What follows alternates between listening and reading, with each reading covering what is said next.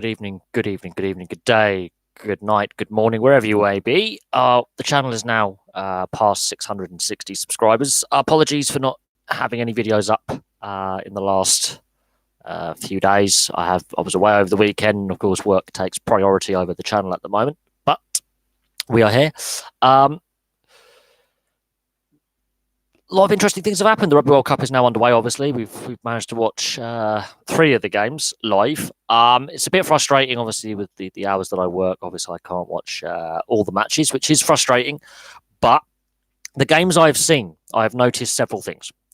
The offside line is not being properly enforced, and it's been very loosely enforced. I don't know if the referees have had a directive to allow the games to flow.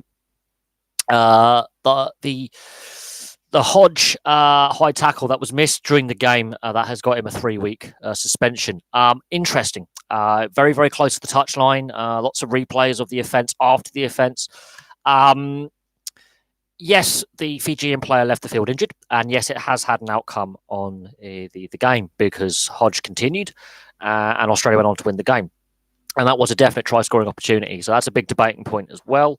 Uruguay's win over Fiji, I don't see that actually as a shock. A lot of people do. Yes, the world rankings are there, but the way Uruguay played that game, they played the Fijians at their own game and were more accurate, plain and simple. I don't see it as a shock. I've watched a lot of the American Rugby Championship over the last couple of years. World Rugby YouTube channel has obviously had all the games live and full match replays, which is great. So it's a great resource if you want to look at how the Canadians, the Americans, and the Uruguayans have played over the last couple of years in the World Cup cycle. And Uruguay are massively improved. They also have more players now who are fully professional, both in North American Major League Rugby and in Europe. And that to me isn't a shock, looking at how they play and the fact that they actually do spend a lot more time together now as a squad in Major League Rugby. In the Major League Rugby, a lot of the players play in there, and of course in this America's Rugby Championship, they have spent a lot of time together as a squad, much like the Tier 1 nations would do for the Rugby Championship and Six Nations. I'm not surprised by that result. Many people are, because they obviously don't watch these second tier tournaments around the world. They don't. Fiji, I mean, they had Australia on the ropes in game 1. They did lead against Uruguay on several occasions in this defeat, which they lost 30 points to 27, but their goal kicking was atrocious. Their handling skills let them down. Too loose. They were trying to play 7 style for 80 minutes. You just can't do that. So that's going to be interesting. Also, the turnaround for the Tier 2 and Tier 3 nations is like 3 to 5 days. That's insane. So the World Cup is already geared against them. Having that surprise run to a quarterfinal, for example, getting out of group stage or winning games in a group stage because of the short turnarounds. That's something else that I've noticed looking at the fixturing. Some teams really do have really short turnarounds. I think Uruguay play Georgia this weekend, I believe. So they've had to have a very physical encounter against Fiji. There was some big collisions in that game, and they've got to go in and play another physical opponent in Georgia within 3-4 days. That's not right and not fair. And for all those saying, they should grow the World Cup, they should have more teams, you have to look at the fixturing. For me, that is a problem. And there needs to be a balancing act with the fixturing of the World Cup pool stages, because the Tier 2 and Tier 3 nations regularly complain about having very short turnarounds, and the higher ranked nations seem to have longer in between games. That doesn't seem fair to me.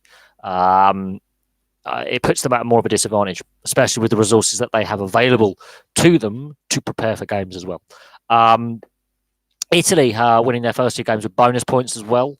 They've had a very short turnaround spell between their first 2 games. They've played really well so far, and we'll have to see how Georgia do in the rest of their games. The debate about should Georgia be in the Six Nations, should Italy be thrown out and relegated, until Georgia can beat Tier 1 opposition and get bonus point wins in games in the World Cup. That's nil point. And if Uruguay do beat Georgia, then that just defeats that argument entirely. And as it stands, Georgia have a great forward pack. Their back line is average at best, and it's a debate that's been going on for quite some time.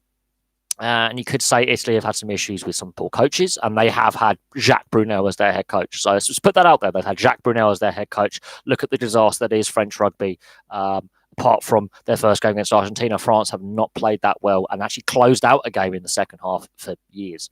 I've not seen a French team get into a lead, fight tooth and nail, when it was getting wobbly and hold their nerve in a game for a very, very long time. And Jacques Brunel is a big part of the reason why France have struggled over the last 4-year cycle. Their Six Nations performances have been shocking. Their discipline across the team, both on the field and off the field, has been shocking. And for some reason at World Cups, France somehow managed to pull a joker out the pack. 4 years ago, notwithstanding, 8 years ago, they were equally poor, got to a final and nearly won it. So this French team, you just don't know what they're going to get.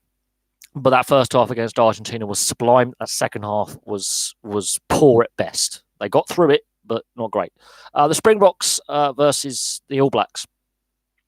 The Springboks could have won that game, and everyone on the comment section saying, "Oh, I should stop whining. The All Blacks are the best team in the world." There's a reason why the Springboks have beaten the All Blacks in the last 2 years and drawn against them.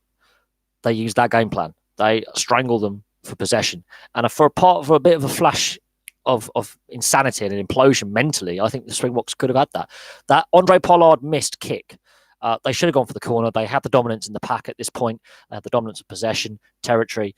The kick for goal there was a very negative tactic, and he missed. So, rid of that what you will. The game changed at that point. But they did have the All Blacks having to think their way out of problems.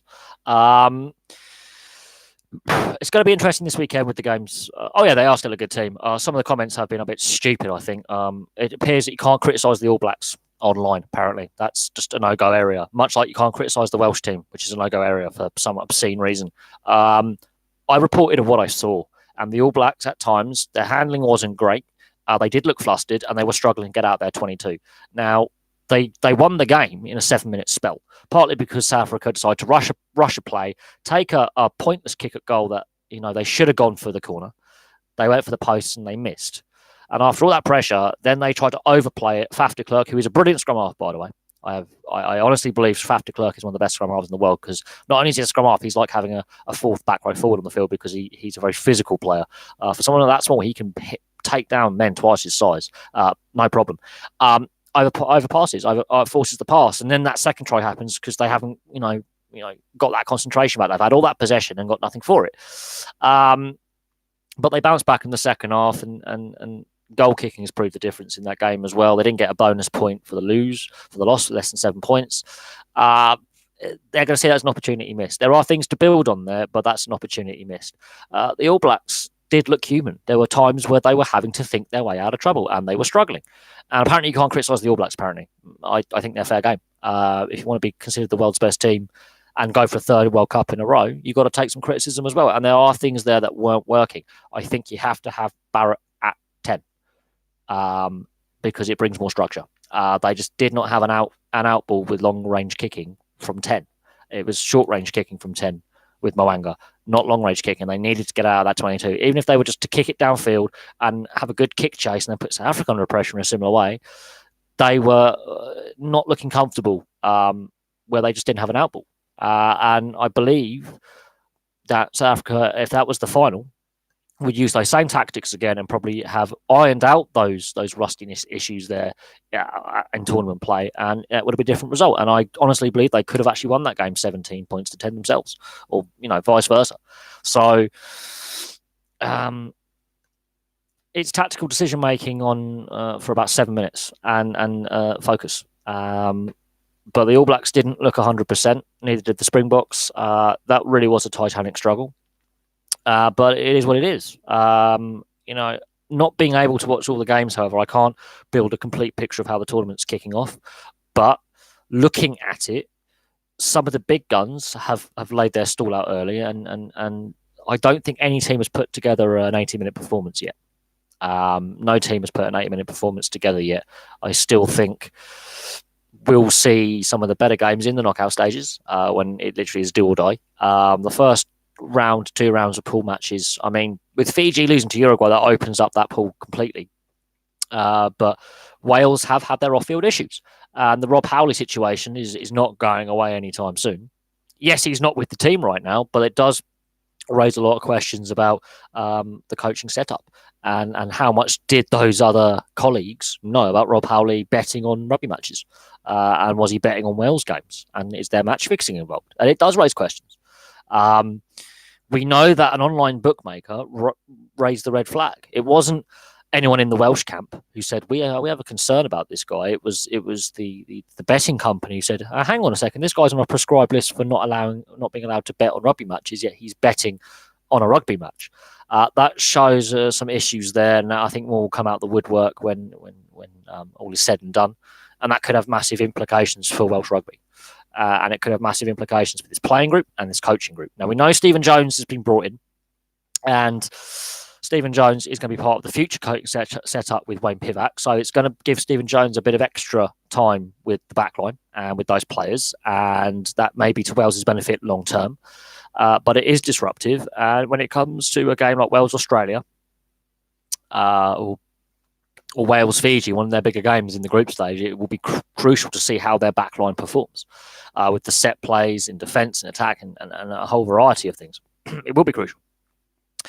But we'll have to wait and see what happens when we get to that stage in the tournament for Wales in the group stage, in the pool stages. They got through against Georgia. It was a scrappy win, but they got through. This Uruguay team will cause them some problems to a point. They should beat them and beat them well, but there will be some issues there which they, will have to get over. There will be a difficult opponent. Fiji, I think, have let themselves down with a litany of handling errors from a team that have great handling skills. So while Wales have, I think, an easier escape out of their pool because of Fiji's 2 defeats, it's going to be interesting, however, to see how the backline performs, because the Fijians know they have to win that game against Wales. They know they have to win, and I think Uruguay fully deserved their win.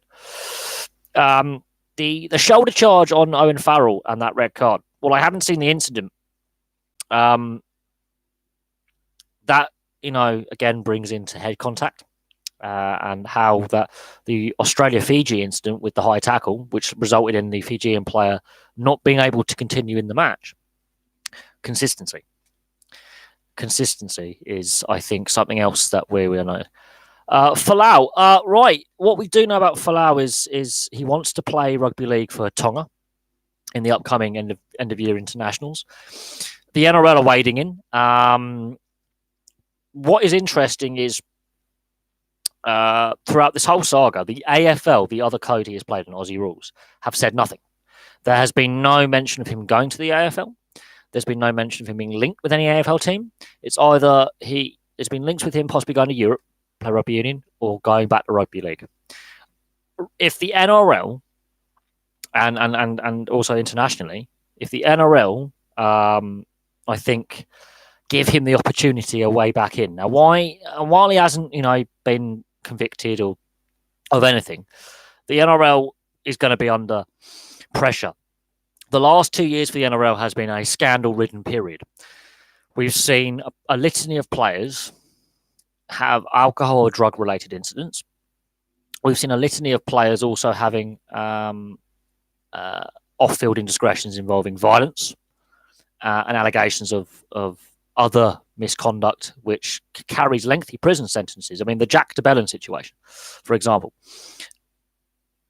They have suspended players. They've had high-profile players in court.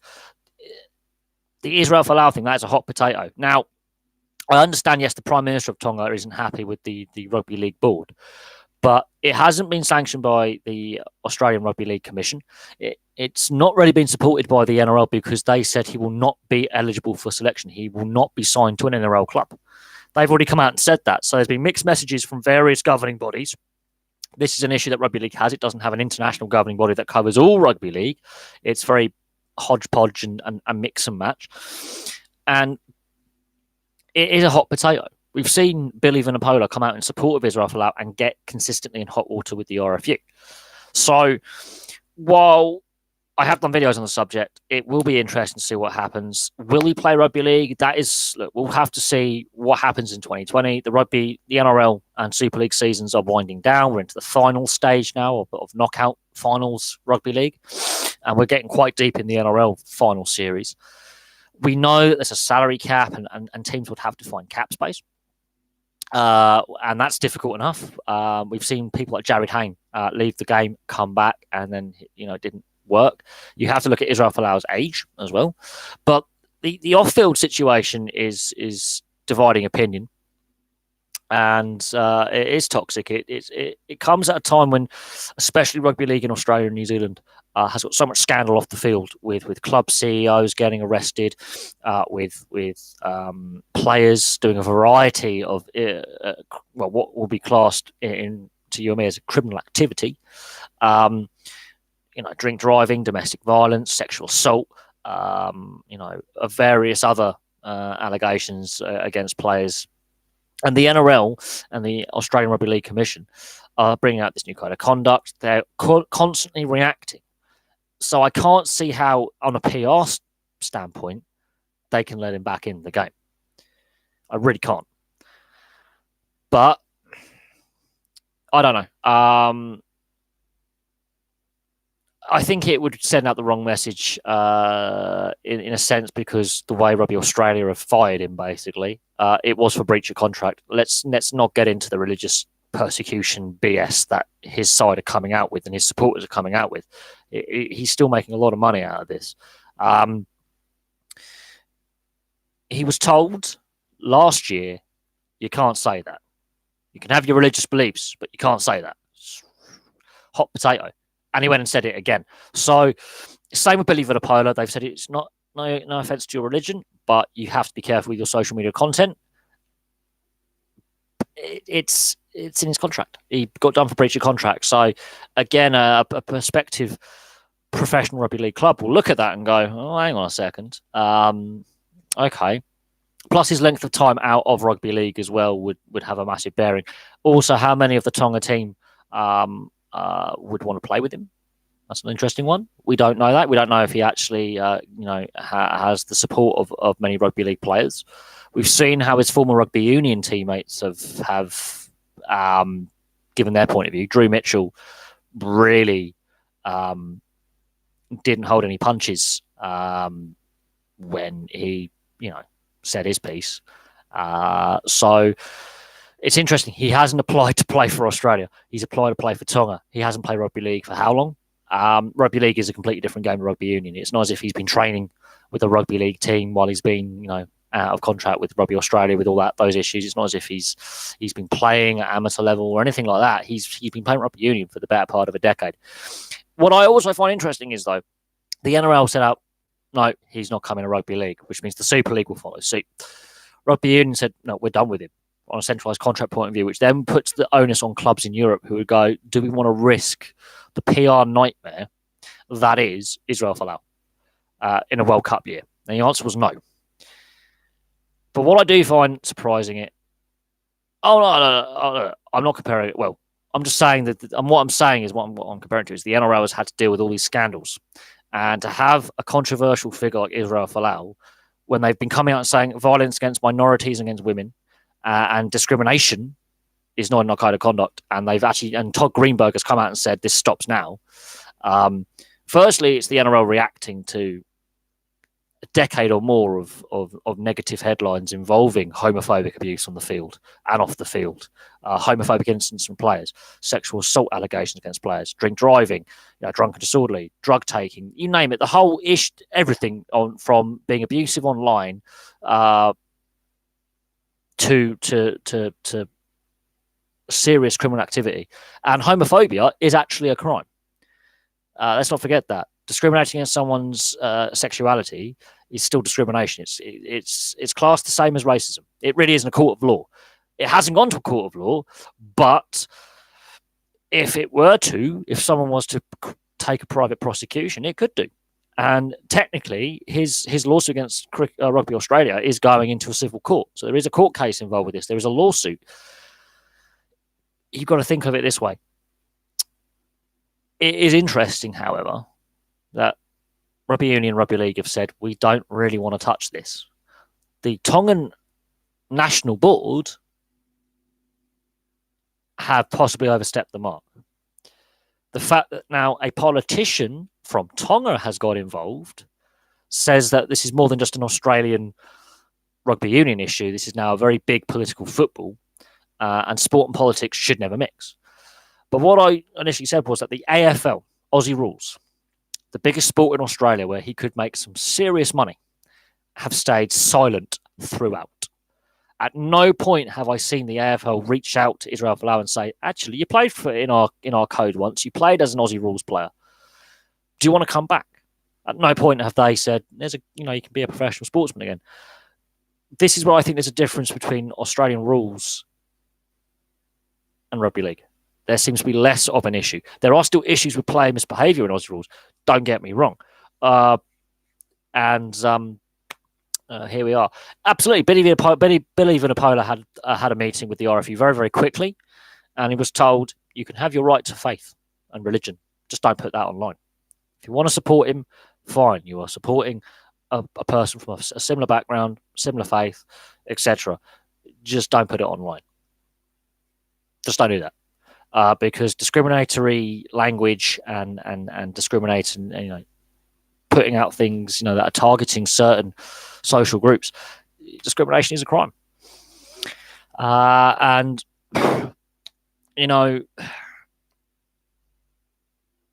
But he was fired for breach of contract. He was told to behave on social media. He did, and this is the minefield that is social media. We're seeing it in all walks of public life. I don't want to get into politics on this, but the Israel Folau saga has overshadowed the Wallabies' preparation for the World Cup massively. Yet they did beat the All Blacks. Didn't need Israel Folau to do it, and they got a record win. Didn't need Israel Folau in that side to do it. So I don't think it's had as much of an impact as it could have. Yes, that was a tough game against Fiji for them.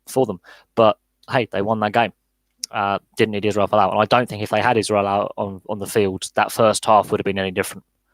The Fijians came out to play, and I don't think if they had Israel Folau, that would have actually changed the outcome of that first half, or that first 60 minutes. Because Israel Folau in attack is brilliant. In defence, he's not very good. And Australia were struggling in defence where they would have needed him to play as a centre or a fullback. Defensively, Australia weren't very good, and Israel Folau's game is not based on defence, it's based upon attack. He's a skillful attacking player. Defensively, he's not as good. He makes too many errors. So, while he is possibly Australia's most skillful attacking player that they've had for 20 years, since Campasi's days, 20, 30 years even, it's not about the man, it's about the team. And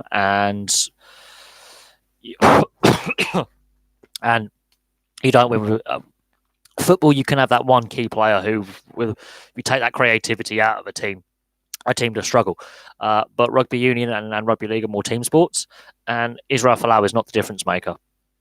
Absolutely not. I think I've discussed the issue to death for over a year, a year and a half since he first posted it, 2018, his posts, and was told to take it down. He waited a few days, then he took it down. Then he got a new contract, so he was rewarded for being a Wally, basically. And yeah, Fiji were a team of individuals, and they were trying to basically. They played Radradra in the centres, which is not his natural position. He's a winger, both in league and union. So they're playing a key attacking threat in the wrong position because he's going to have to defend as a centre. It didn't work. He's also going to have to create as a centre, which didn't work because he was at fault for the first Uruguay try with the intercept, basically, where he just gave the ball away. And he gave the ball away several times. And they were playing too individualistically. There were lots of crazy handling skills. Give it to player X. Let him do something crazy. And the Uruguay team, while they're not necessarily the most skillful, the biggest team, or the best quality team, they were a team performance, and that's the difference. And that's the difference in that game. You could say that first 60 minutes against Australia, that was a team performance, absolutely. But it is what it is. But I wouldn't. Oh yeah, look, literally, if you were to play Fiji, man for man, they're physical. Not just Uruguay, they are physical and skillful. Even the props have handling the skills of outside backs, back three backs. They're bred on sevens rugby. Their skill set is suited to sevens. This is why they won the inaugural Olympics, in Rio, for example. Their rugby is based on sevens. Their rugby is based on counter-attack, flair, and spontaneity. They had that in abundance, and their first try was a set play, but and yeah, they are huge and they are big and they are physical and they are quick. They're also ill disciplined and disorganised, and that is shown in the two games. When they turn the ball over, there's no defensive organisation. If they've been defending for several phases, yes, there's defensive organisation. But if they have the ball and they lose it, because they're based on flair and spontaneity and disorganised play, there is no organised defensive line. There is no structures in place. And it's cost them. You look at the Uruguay game, you look at the Australia game, they knock the ball down, dropping the ball, poor contact skills, breakdown skills. They're getting turned over a lot. And yes, they turned the Australians over a lot as well. But against Uruguay, they lost a lot of ball on the floor. They were very loose in their carries, And while they're big and physical, the Uruguay tackle technique was brilliant. Berchese, their fly half, who's not he's not a small man, but he's not the biggest back they have, was taking on back row forwards and taking them out. And yeah, Fiji, they've had a lot of time together. They've had a lot of time together in the preparation for this World Cup. It shows in their scrum, it shows in some of their set plays, but when the organisation breaks down, they fall apart. And when the heads drop, the discipline goes, the goal kicking is a concern. And yeah, these two defeats, that has opened up the pool for Wales massively. It's made it easier for Wales to get out of that pool. But that's also dependent on Wales turning up and playing and making sure they beat Fiji and that they put a good performance in against Uruguay as well, because it's all well and good beating Georgia, but they've got to beat Australia. And while this Uruguay team are possibly on paper the weakest team in the pool, they could beat Georgia, get a bonus point win, and actually be in a pretty strong position, and Australia could beat Wales. And Wales are then going, hang on, how have we let this happen? So while Wales have had a great 2-year spell, Rob Howley getting sent home has got some consequences, and they have to beat the opposition. It doesn't matter where they are ranked in the world.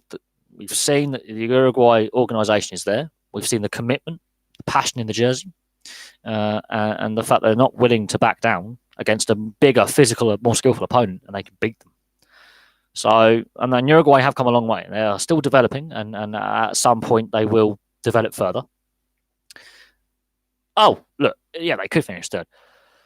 Wales or Australia could have one of those implosions, because this Israel Folau saga could continue rumbling on. The Rob Howley saga will continue rumbling on. And these are tier one nations with big scandals that involve key parts of what's got them where they are, if you know what I mean. And Australia are not the team they were a decade, 20 years ago. They have declined massively. And, well, they got to that last, World Cup final. That was a really poor Australian side. Really poor Australian side. And they crawled into that World Cup. They dragged themselves into that World Cup final, and they were hammered in that World Cup final. The golfing class between the All Blacks and the Australians was huge 4 years ago. The fact that now the Australians have put a record win against the All Blacks shows a bit of a bounce back. And yeah, there are issues structurally. Rugby union in Australia is bleeding players to rugby league, and to a certain extent AFL. Also, professional union players are being bled to Europe and North America because there's money. And this is the issue that we've discussed about Super Rugby. We've discussed about rugby in Australia and the Pacific Islands. Is there's no money. Even in New Zealand, they are running out of money. They've got too many players on centralised contracts. There's more money in Europe. They're not filling out stadiums. The stadiums are too big for Super. They're just huge stadiums that you're only getting 5,000-10,000 in when they can seat 20,000-30,000 people. Rugby League has won the hearts and minds of the Pacific Island communities in New Zealand and Australia. So they're flocking to games. And the World Cup 8 years ago notwithstanding, yeah, crowds down under aren't great, and haven't been for a while. And the quality level when you get to that national league level, below Super Rugby, the Sheffield Shield in Australia is just shocking. The ITS Cup in New Zealand is decent, It's a decent quality. There's some really good players. The Curry Cup in South Africa is decent quality as well, and there's a golfing class between those domestic competitions and the Sheffield Shield in Australia. There's a massive golfing class, massive. Um, this is why Australia are lagging so far behind the Springboks and the All Blacks. I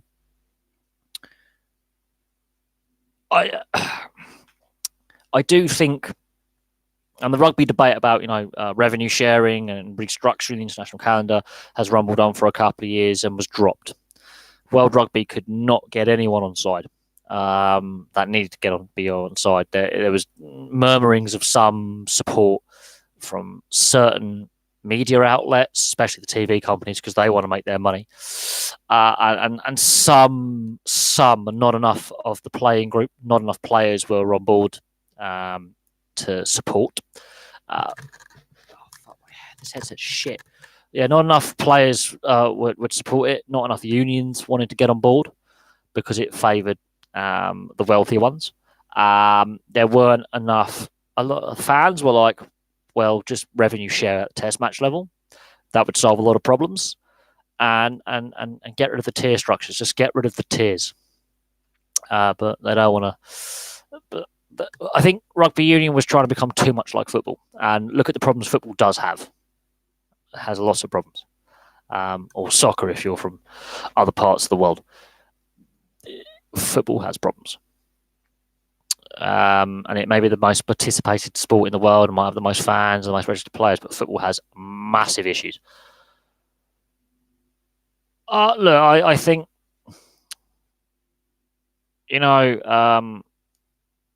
the Six Nations thing is originally obviously the Four Nations, then the Five Nations, then became the Six Nations. It's a far bigger competition than the Rugby Championship. Crowds are better. There's more money in the European game, and there's still issues financially in Europe as well. It's not just a Southern Hemisphere issue or a Tier 2 nation issue. It's a global issue with rugby union. The money isn't being shared around. Professionalism hasn't got through to every nation, and now we're seeing the North American Major League Rugby actually have a good solid start. They've made sure they've got the stadiums the right size, so they're not playing in massive bowls of stadiums with just a couple of thousand people like Major League Soccer did back in the 90s. They've chosen smaller stadiums, in areas that already support rugby union at amateur level and through the high schools and universities. They've been smart where they've selected where to play. But I do think that the Nations League idea, they were trying to copy what FIFA are doing with, and UEFA with football, and you don't want to copy other sports. Really, you've got to find your own way, and that's why the Rugby Championship and the Six Nations works so well. It's a rugby idea, but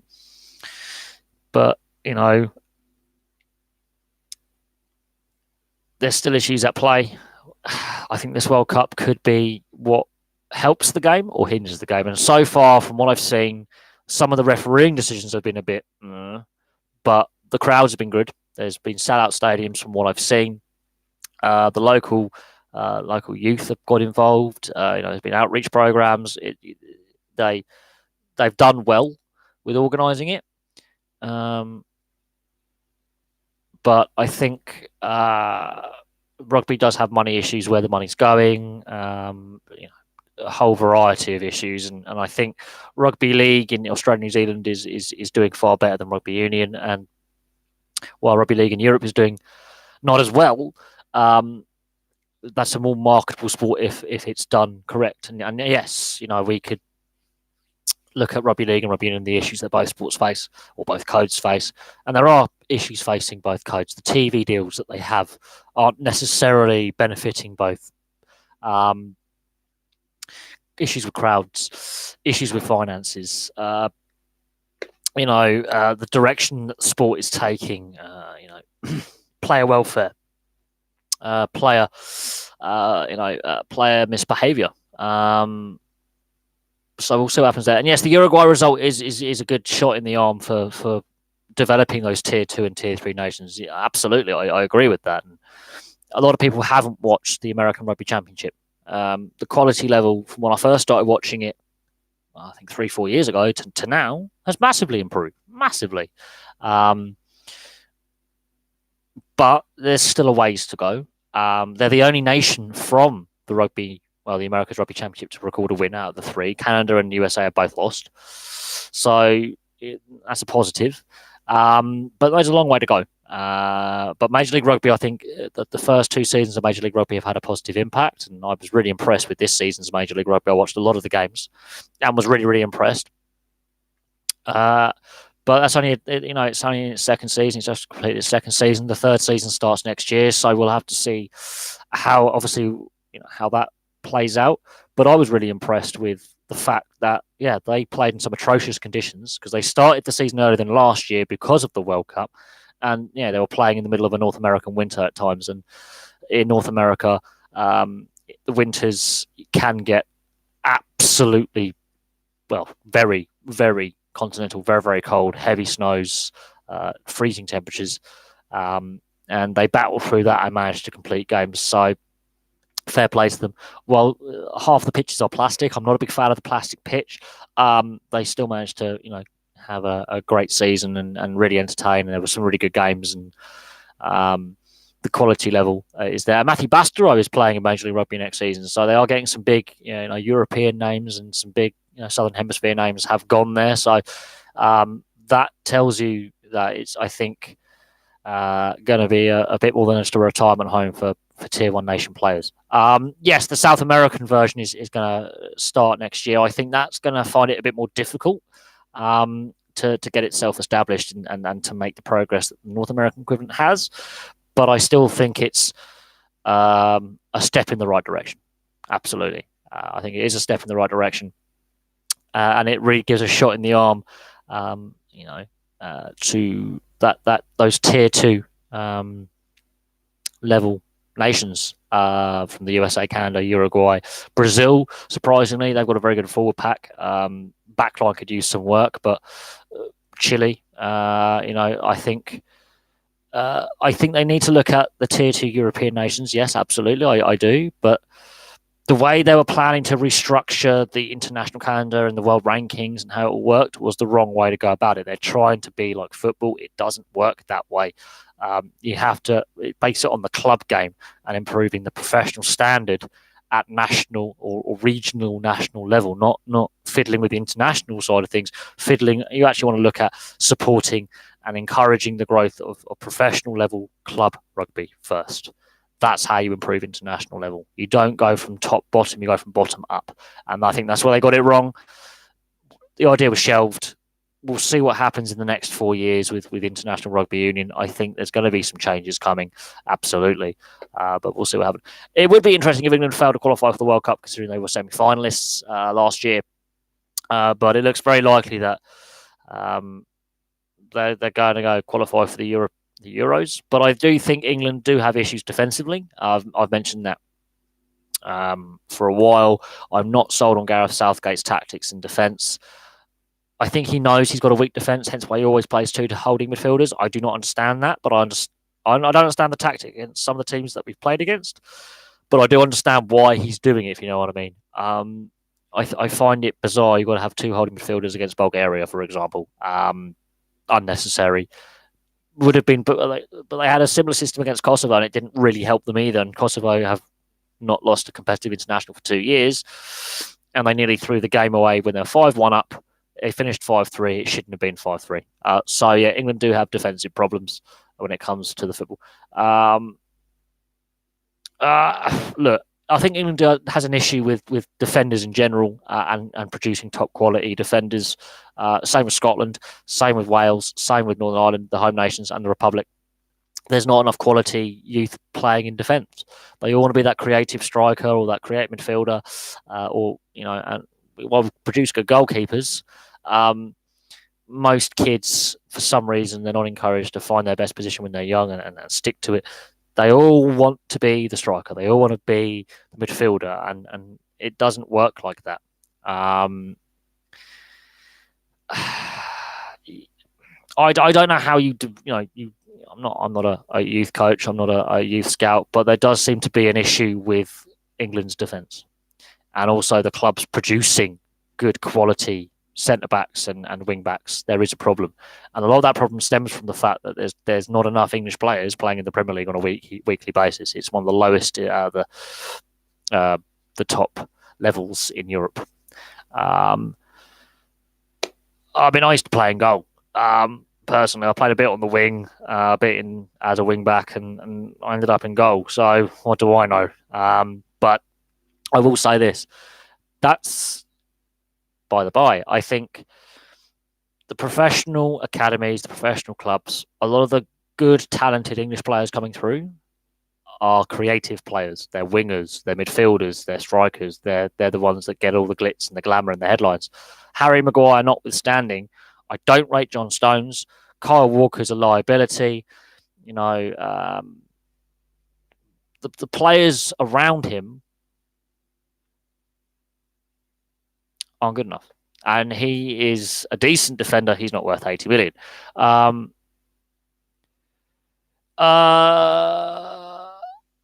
Okay, I did at the Olympics in 2012 because we were the host nation.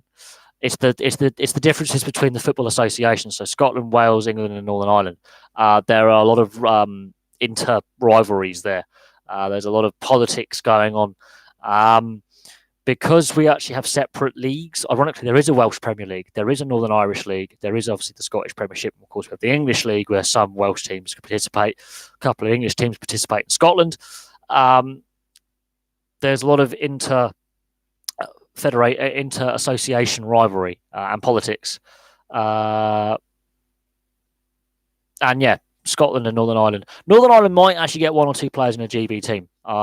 I think they do have. Scotland are the ones who always seem to drag their feet when it comes to a GB Olympic team. While the women are putting together a GB team for the next Olympics. On a men's level, no, it doesn't work. The Scottish FA always seem to dig their heels in, and the Northern Irish FA, it's more of a political thing with Northern Ireland because nationality and stuff. But the GB team that we had at the Olympics was an English and Welsh team, pretty much. Same with the women's. I think there might have been a Scottish player in, I think, the women's one, but for the most part, it's the Scottish FA and the Northern Irish FA. The Northern Irish FA for political things to do with Northern Ireland and the Republic, but the Scottish FA always seem to dig their heels in and refuse. For whatever reason, it might actually benefit the Scottish FA if there was a GB team in the Olympics. But you also got to remember that there's 4 under-23 systems because it's under-23 teams that participate in the Olympics, apart from I think 3 overage players, and it's very complex. It's complicated. On the GB national side, when it comes to ice hockey, we have a nationwide league which covers all 4 home nations. So Northern Ireland, Wales, England, and Scotland all have professional teams in the Elite League. Therefore, they all play in the same league competition. They all have British passports, and bang, straight up. Whereas, although all the players have British passports, when it comes to football, they play in different league structures, different federations. They come through different youth systems. It's all very complex, silly, really. But for some reason, it's always Scotland that seems to dig its heels in. But you've got to bear in mind that these players also represent England, Wales, Scotland, Northern Ireland in that 4-year Olympic cycle. And you've got to remember that there's a Football World Cup the same year as there's a Football World Cup in there. There's a Euros in there, and next year at the Euros, there's also the Summer Olympics a few weeks later. So those players are going to be playing a lot of football, and it's just a whole mess completely. It's been an ongoing issue for years. Fans seem lukewarm to the idea anyway. It works better in the women's game than the men's game. I don't know. That's not how you spell Ireland when it comes to the nation. It's I-R-E. That's how you spell Iceland. So and when I say Iceland, it's an Icelandic case, but Iceland.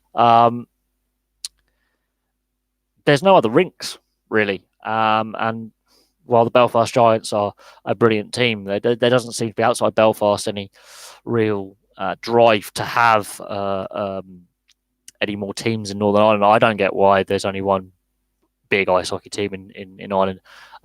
There's none in Southern Ireland. It doesn't seem to be a sport for some reason that seems to really get the Irish as a whole island interested in getting involved. I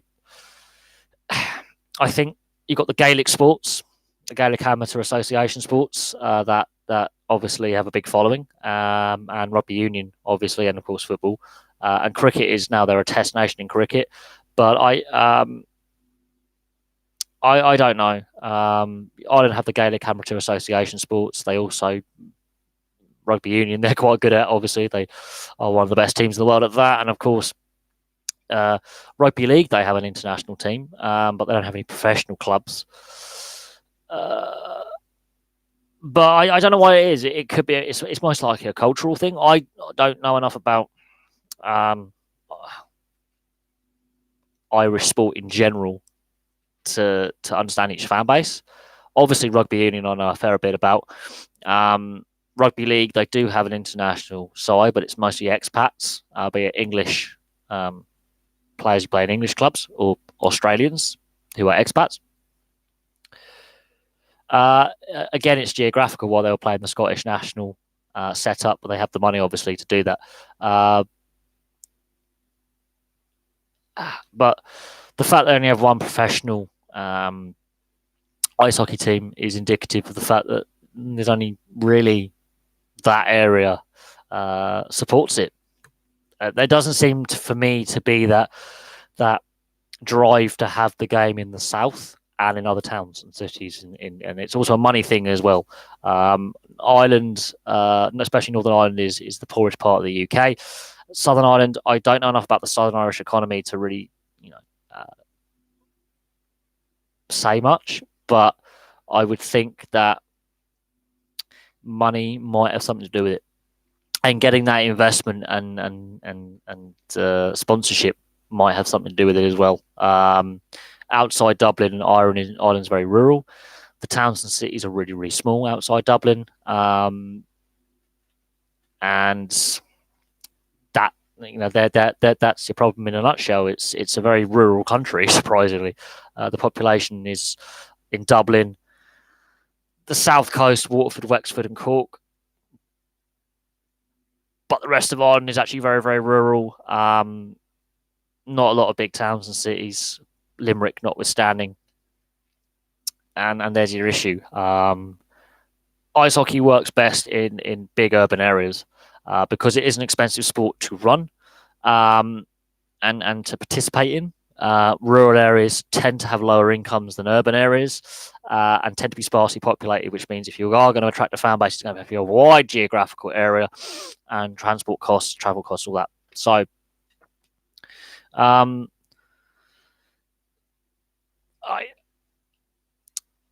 wouldn't say Scotland's necessarily the driving heartbeat of ice hockey in the UK. I think it has a national appeal, and I do think the success of the national GB side at the World Championships and getting there and staying there has really helped with the appeal.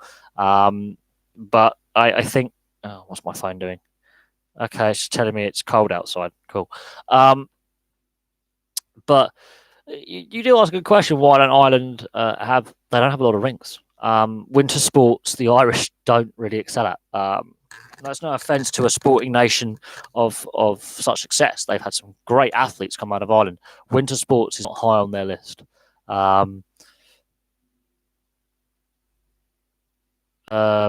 Yes, there was a guy who tried to walk in a straight line across Wales, and yes, he did strike rocks. It's called mountains. Yes, you got the Five Flyers, the Murrayfield races. They do come from Scotland. And Scotland do have curling. Yes, that is the curling capital of the world, is Scotland. Or Canada, depending on your point of view. But Ireland, we'll get back to the Ireland question. Yeah, the reason why Ireland don't have more ice hockey teams is they're not really a winter sports nation, if you think about it.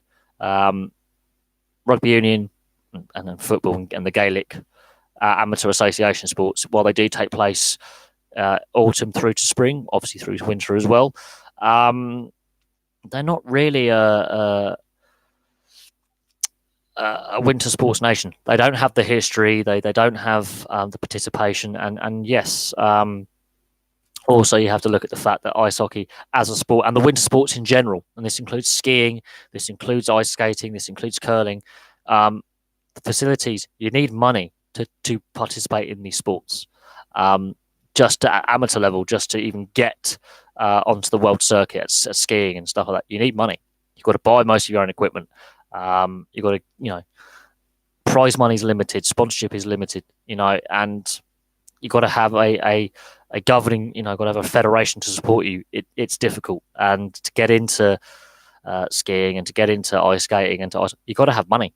And Ireland is a very rural nation with very few big urban areas, and a lot of, especially ice skating and ice hockey and curling.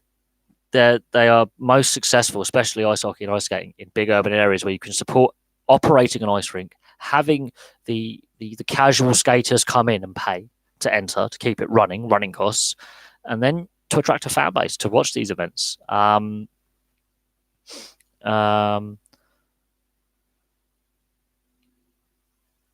Yeah, the Montreal Canadiens and the Five Flyers. Yes, Montreal was part of the original six. The Five Flyers, obviously, is a younger team, but is one of the oldest teams in existence. But you have to look at the history of the sport, Lord Stanley and Lady Byng and all that, and how we have the Stanley Cup, and how the NHL was actually the National Hockey Association first, and then you had the World Hockey Association in the 70s competing with it, and you have to look at the history of the sport. Yes, there are definitely Scottish influences on the sport, absolutely. Then the Canadians really took to it and made it what it is today. But you have to look at a much wider look at the sport and why it is what it is today. And a lot of that is to do with the Cold War and the Soviet Union and its satellite state allies also picking up on the sport, like the Czechoslovaks, so Czech Republic and Slovakia. And then we took and then the Germans obviously took to the sport before World War II, and then after World War II, with the American, Canadian, and British presence in Germany and Austria as occupation forces, helped grow the sport there as well. The Swiss took to it like because it's a winter sport, anything to do with ice.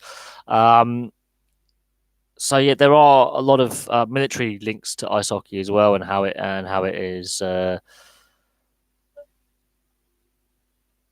He didn't just love hockey. His daughter actually was a big player of it because he did spend a lot of time in Scotland. He was sent over there as Governor General. He donated the Stanley Cup to be played for. And then it went from there. Canada gets very, very cold. The border region with the US gets very, very cold. I believe in Winnipeg last winter it hit like minus 56. So, yes, it's cold enough to freeze lakes. And, of course, shinty is a sport played in Scotland that's played on, you guessed it, frozen lakes. That Stanley Cup has, yes, it's one of the most historic trophies in sports. It's one of the oldest trophies in sports. It is what it is. I wouldn't say we don't really like it. I think we do. I think it's just not. How do I put it? It's the running costs. It generally football became the most popular sport because the working classes could just get a ball and have a kickabout down the street. Whereas ice hockey, you have to have money, and the working classes back when ice hockey was in its formative years didn't have a lot of money. And it became a very expensive sport. And as you look at the cost of playing, you have to look at the cost of equipment alone.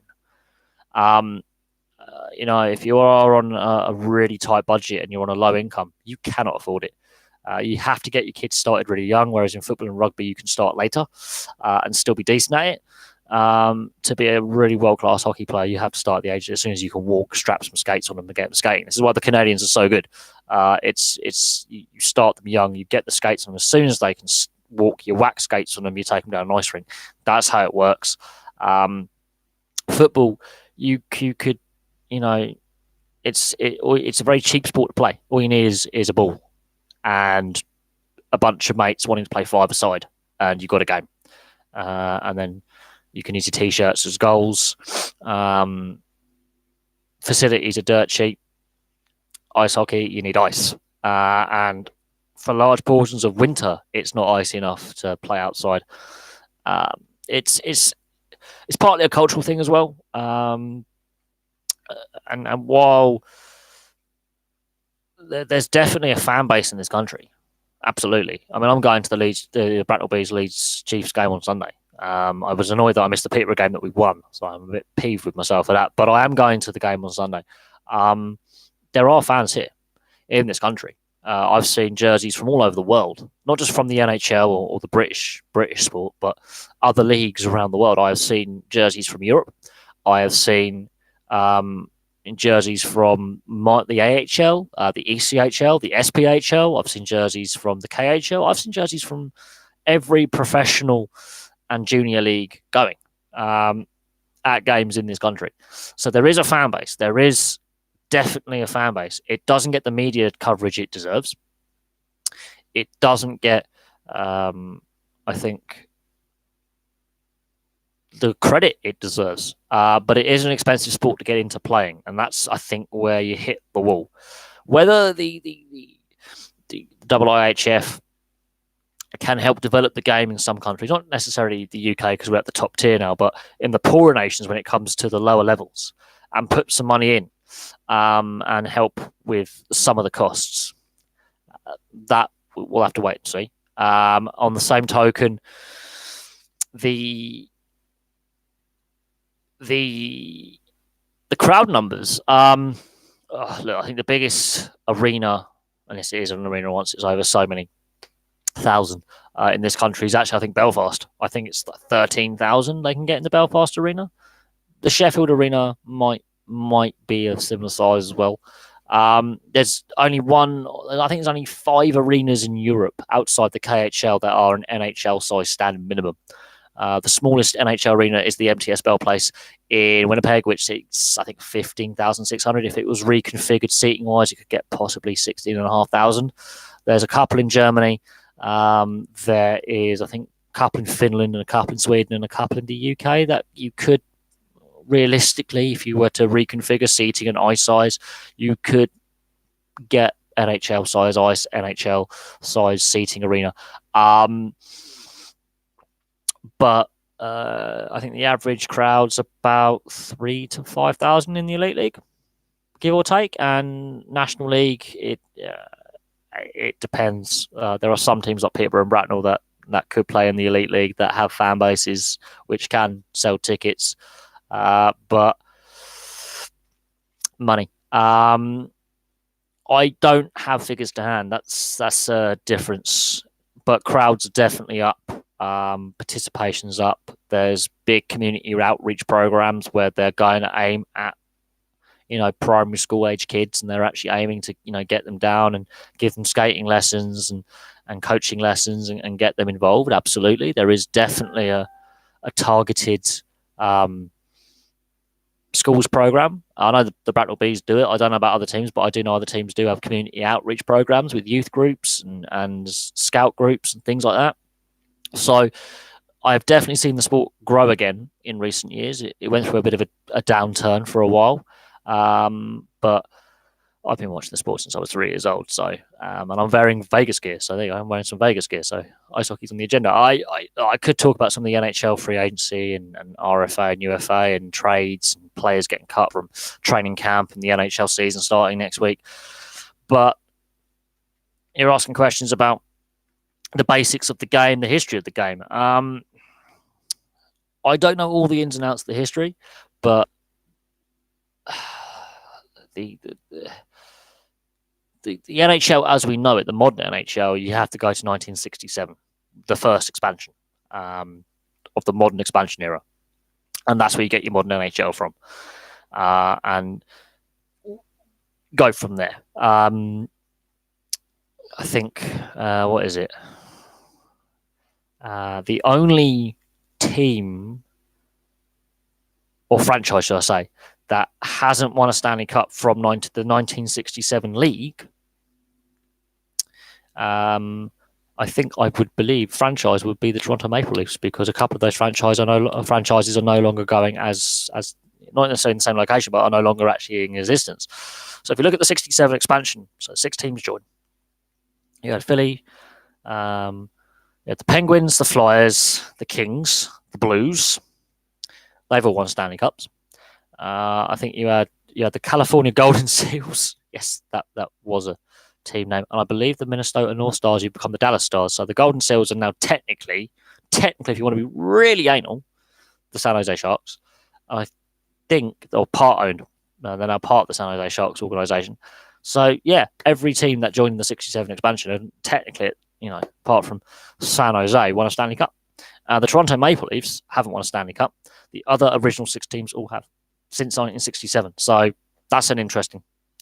There was no Texas team at the time. There was a Houston Aeros in the WHA, and you have now got the Dallas Stars as of 1990.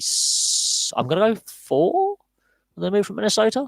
They won the Stanley Cup in '99. Current as it stands, there is the Dallas Stars. The Houston Rockets NBA owner wants to have a team in Houston, but we can't get the Arizona team because the new owner has said, look, we're staying in Arizona. We're going to make it work in the city of the Phoenix metropolitan area, be it in Glendale or in Phoenix. They need to sort out an arena because the Gila River Arena is just not good enough, really. The deal they have is not working. They could make it work there. They need a long-term agreement. The Florida Panthers have a long-term lease on their BB&T Center. The New York Islanders are getting Belmont built. The Carolina Hurricanes, their new owner has said he won't be with the team for 7 years. And as soon as he says that, attendances rise and they make it to a conference final. So the only team right now, as it currently stands, that's really up against it is the Ottawa Senators, because they do have a arena issue. They do have crowd number problems and they are losing money.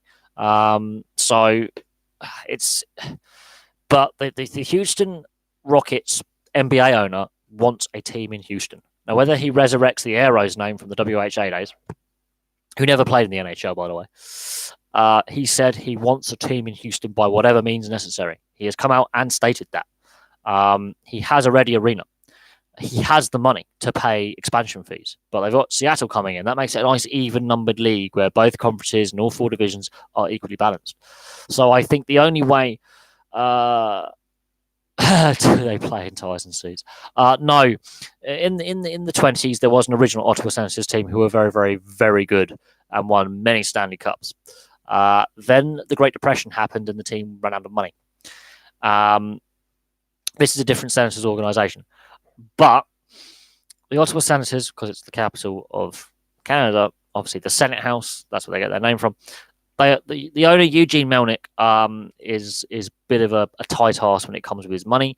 He's made some really open statements of, we might want to move this team. There are issues where the arena is placed, the Canadian Tire Centre is placed. It's in the Ottawa urban area, it's the far end of it, in the arse end of it, poor public transport links. There's been issues with public service workers, so state workers getting paid. So I technically am a public sector worker. If you think about it, I actually am a public sector worker, even though there's a private company holding the contract. I technically work for a local council here in the UK as a bin man, or as you would call a refuse kind of dust cart kind of thing. A lot of employment in Ottawa is state employment, public sector, and there are issues with strikes, pay, and all these various things. So the team, are in a location where their arena isn't in a great location in the city. There has been some flooding over the recent years. There's been some natural disasters. So say that the river that flows through Ottawa has flooded multiple times. So there's issues there. A lot of the public sector workers have had issues with their pay. That's a well-known fact. The public transit links, they've now severed the bus link to the arena, which is insane. There's no public train link. They've reorganised the bus routes.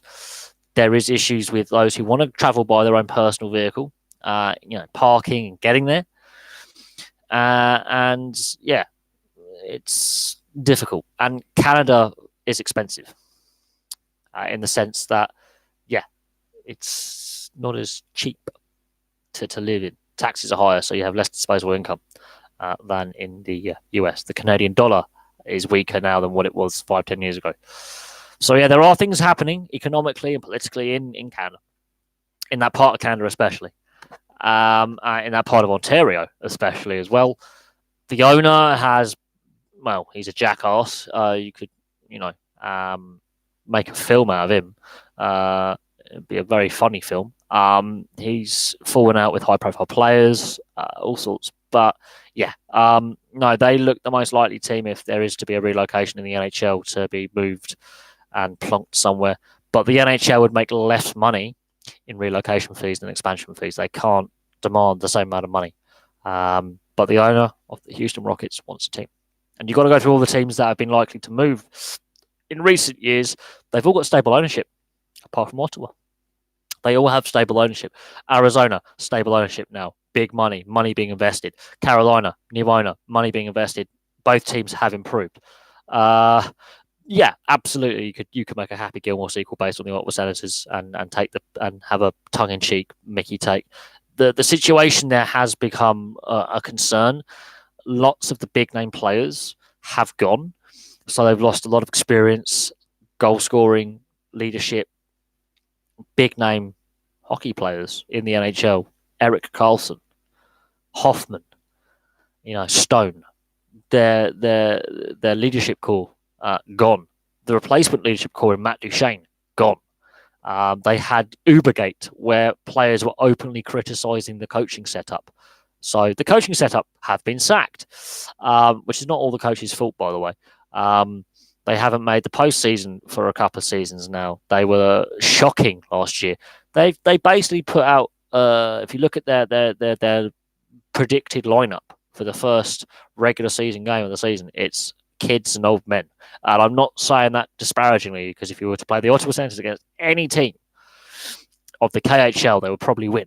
But compared to the rest of the league, there's a lack of experience in key positions, or they've got aged journeymen who are past their best, plugging the gaps until such a time that they can get better pieces in, or their other youth players have developed to such a stage that they can actually be competitive. This team is going to be bad. The owner doesn't want to pay the players what they're worth, so their best players have left. Chabot is their best player. He is a defenseman. He's not an Erik Karlsson. He's a good player, but he's not Erik Karlsson. If you have no idea who Thomas Chabot is or Erik Karlsson, and you are new to the sport of ice hockey, I suggest you look at their stats and also how much they're getting paid, and also what some of their highlight reels, and you'll see a significant difference between Erik Karlsson and Thomas Chabot, no doubt. But no, the Ottawa Senators are in deep trouble. But even so, they have a long-term deal with the arena. The fans don't want the team to leave, and it would again unbalance the conferences, which the NHL doesn't want, and the NHL would not make as much money as an expansion. So it's an interesting one. But the Houston Rockets owner wants an NHL team in Houston. So we'll see what happens there, but I don't know. We'll see. There's other stories going on in the NHL at the moment with players not signing contract extensions, and the way that their system on contracts works in a franchise-based system is different to a European club-based system or the Australian system with AFL, NRL, things like that. You've got restricted free agents and unrestricted free agents. I haven't got my head fully round some of the differences in contracts. Long story short is some big name players haven't signed contract extensions basically, and they're not allowed to play until they do. And of course, some of these players play for the team that I follow, which is highly frustrating. And I want to rip my hair out because their training camp is nearly over and they haven't played a game. And they've sat out, and regular season starts in a few days. So I have concerns about my team's ability in the Winnipeg Jets to make the playoffs this year and have a decent season because two of their key attacking pieces haven't signed, and our entire defense core pretty much has left, who started last year. So the team I follow are looking like having a shocking season in themselves. That's partly down to poor management, but we'll see what happens there. On a football side of things, football seems to have taken a back seat in recent weeks because of the Rugby World Cup, because the GB Lions tour is going down under for the first time in over a decade. The Premier League and the League Cup is been happening the last few days, and some big name clubs are out, and Tottenham again knocked out of a cup competition. I don't see this Spurs side winning a trophy. I really don't. Not with the current players they've got, and not with the current management setup. I don't see Tottenham winning a trophy this year. The reason why I'm not a big fan of the League Cup anymore is because it's been devalued because UEFA got rid of the Cup Winners' Cup in 1999. So now winning it doesn't really mean much to some of the clubs. In fact, any of the Premier League clubs, they don't take it as seriously as they should. They put out weakened lineups against teams like what Bury were a couple of years ago. The fact that they've been denied readmission to the Football League in 2020, it is a shame, but other teams have the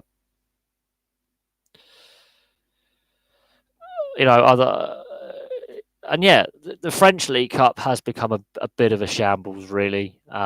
It's not the same, but it's because UEFA devalued the domestic cup competitions because they got rid of the Cup Winners' Cup.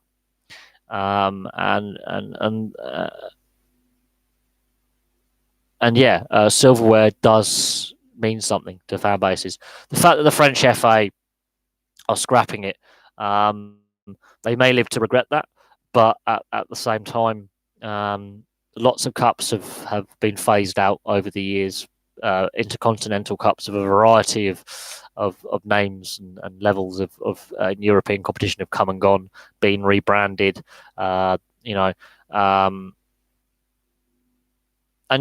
Carabao Cup, the League Cup. Some non-top six teams have won the League Cup in recent years, but it's been devalued because UEFA got rid of the Cup Winners' Cup 20 years ago. And it's been apart from teams like Swansea and Middlesbrough winning it, it's been mostly top six teams. But the competition's been devalued. The FA Cup's been devalued to a point, and various the third European competition in 2021. I've done a video on it. And I'm less than positive about it. And a lot of people are really not necessarily. It's just a money-making scheme. It doesn't actually solve some of the problems that European football faces. It's another European competition and actually, if you think about it, the clubs want to have a little bit of domestic success as well. You could say the Champions League again is a flawed cup competition because not all the it should be for the domestic league champions to play in, not just the top two, top three, top four.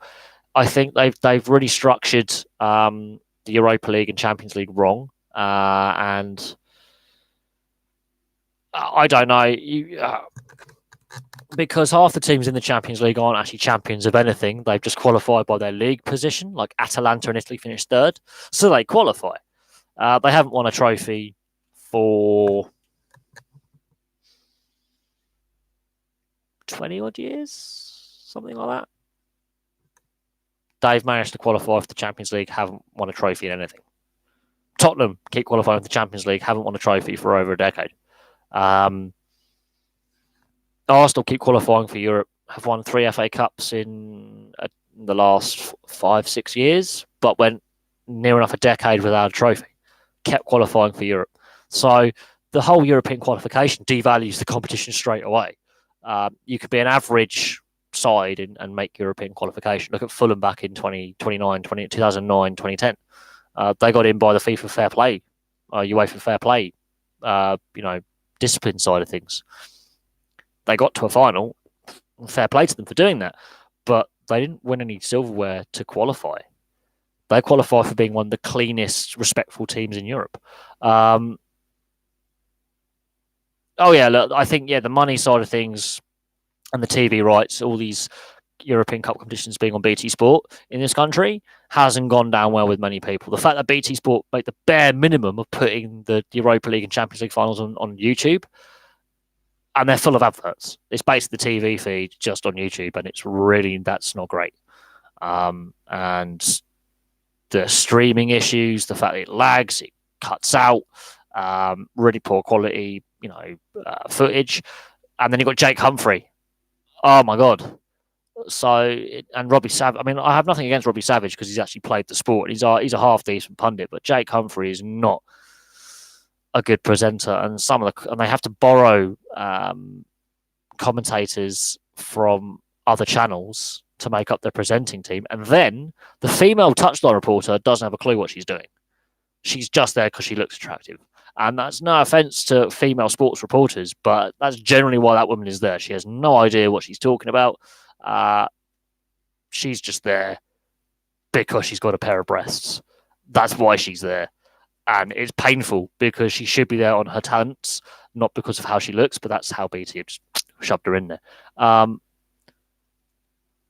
I wouldn't want it on a BBC broadcast. I would like to see it back on a free-to-air commercial channel, absolutely, because I do think the sponsorship from adverts will help with the money. But you've got to have shared rights. It worked seamlessly from the early 90s through to, 4-5 years ago? It worked seamlessly between Sky and ITV. Seamlessly. And then the Europa League between Channel 5 and ITV and Sky, seamlessly. BT have gone and ruined that. And it's definitely ruined the appeal of. It's all about the money now, and it's putting me off football more and more. Other sports have realised we might want to put more club games on free-to-air TV. It seems to get better viewership than on pay-per-view. Oh, we can attract more fans. ITV.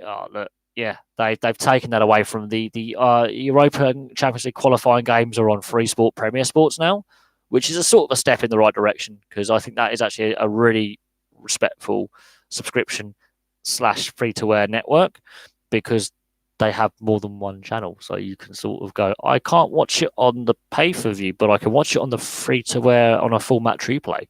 And they will show the full match replay. They won't just show little highlights of the game. They'll put the whole bloody match on.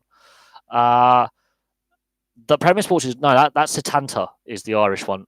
Premier Sports is a good British company that picked up where Setanta fell apart and scooped up the rest of that collapse a decade ago. And it's actually a good quality. They don't spend too much money on the presenting team. They get the commentary just about right.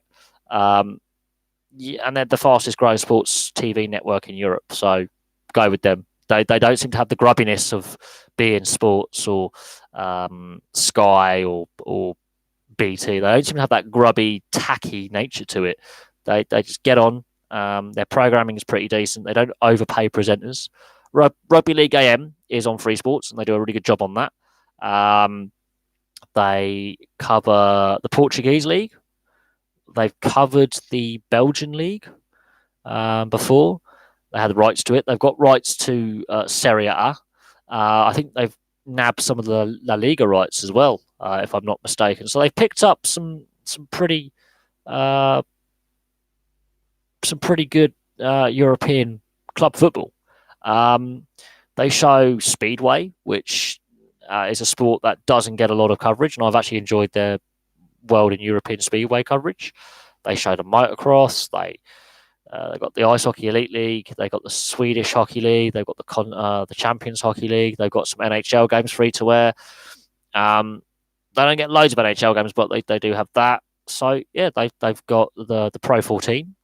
So yeah, they've got a good TV rights for some sports. They do a pretty good job when it comes to broadcast rights, and they're growing rapidly, and they're getting more and more live events. They're getting more broadcast rights, and they definitely are growing as a broadcaster. And they somehow seem to be an acceptable form of subscription sports TV or free to air sports TV. And they've got the only dedicated free to air sports channel, which is Free Sports. So they've got something right with their marketing, and they've definitely over the last 2 years grown massively from when they started in August 2017. They have in 2 years as Free Sports, as that free channel, have grown massively. They've really got the PR right. They've got the enough. They've got the MLS on there as well. So they've got it right. Have Italy impressed me in the World Cup so far? Their start against Namibia was a bit shaky, but they grew into the game and then took control of the game. Bonus point win, and of course they went over Canada. Bonus point win as well. But they smashed the Canadians. They have impressed so far. Only conceding 2 tries. I think they've done pretty well. I'm not sure if they'll get out the pool or not because of the Springboks and the All Blacks, but they beat the Springboks a couple of years ago, so they know how to do that. But we'll see how they do against the All Blacks. Their record against the All Blacks is not pleasant viewing. But all these people are saying they should be kicked out of the Six Nations and replaced by Georgia. Georgia haven't beaten a Tier 1 nation yet. Italy have. They are a Tier 1 nation. There's the difference. They can compete, whereas the Georgians, you put the Georgia against the All Blacks, that's not going to be pleasant viewing. You put the Georgia against the Springboks, that's not going to be pleasant viewing. I don't know. I think the demand to get rid of Italy from the Six Nations is flawed because they're losing all the time. They're not the only team that have got the wooden spoon in the Six Nations era. Scotland have got quite a few. The French, I think, have a couple, and Wales have a few as well. The only 2 nations not to get the wooden spoon in the Six Nations era are Ireland and England. And England have come close to getting a wooden spoon, as have Ireland. So and people don't want to look at the history of when France joined the 5 nations. They were crap for 20, 30 years. They had multiple wooden spoons. So, and look at Scotland in this World Cup. They were completely destroyed by Ireland, completely and utterly hammered. Do you know why? They're not playing at Murrayfield. Scotland away from Murrayfield are hopeless. And again, for some reason, when it comes to criticising certain rugby union nations, people get all their knickers in a twist and you get abuse. I'm sorry, but Scotland away from Murrayfield are utterly, utterly hopeless. This French team, how they turn up at World Cups, but they can't do it in the Six Nations on a 4-year cycle is beyond me for the last 16 years. The best first half of French rugby I have seen since I was 14 years old. Yeah, I'm that old, by the way. I'm sorry, but people saying Scotland aren't good at sports because they're not an independent country. What a load of absolute horseshit that is. Absolute horseshit. But I won't go into why I think that's horseshit. Look, Italy got 2 professional teams. Scotland got 2 professional teams. Argentina have 1. Italy and Scotland have more professional players. They don't have this you have to play domestically policy. They are trying to encourage the Argentinians to be the Argentine coaching setup to select from the Jaguares, which is flawed because some of their best players play in Europe and always have done.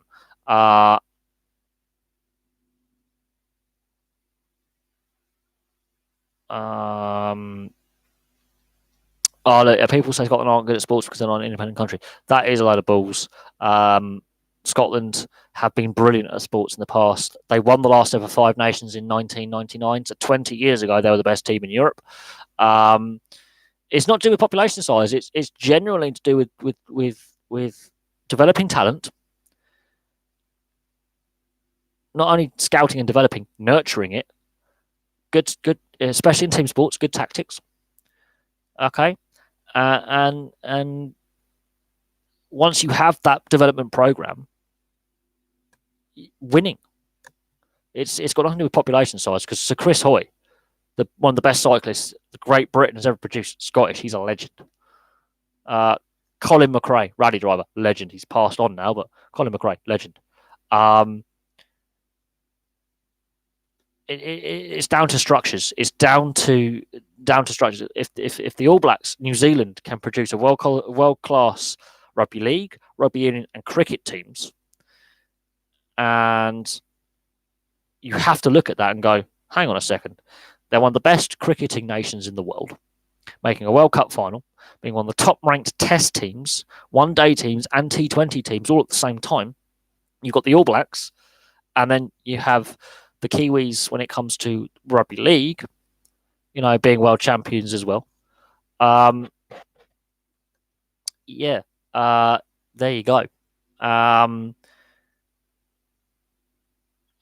If New Zealand with if Uruguay can win the Football World Cup twice with a population of less than 3 million people, and the first time they won it, they had a population of 1 point something million. Uruguayan football regularly perform well at World Cups.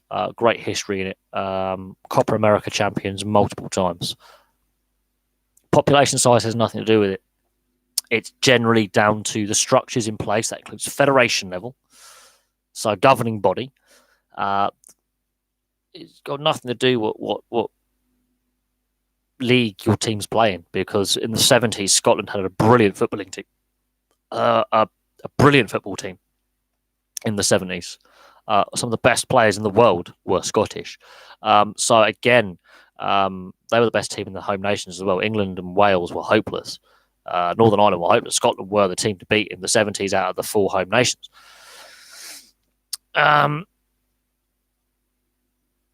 But you look at it, and I look at Aberdeen winning several trophies, having a dominant 80s. Rangers and Celtic being 2 of the most successful club teams in history, and both have won European finals. Something has gone wrong with Scottish sport. It's got nothing to do with population size. Nothing at all. You have to look at some of the greatest Scottish sides in rugby union and football. From the 70s to the 90s, they produced brilliant athletes. Brilliant athletes. Actually, from the 60s. A 30-year period, Scotland produced some brilliant rugby union players and some pretty good football players too.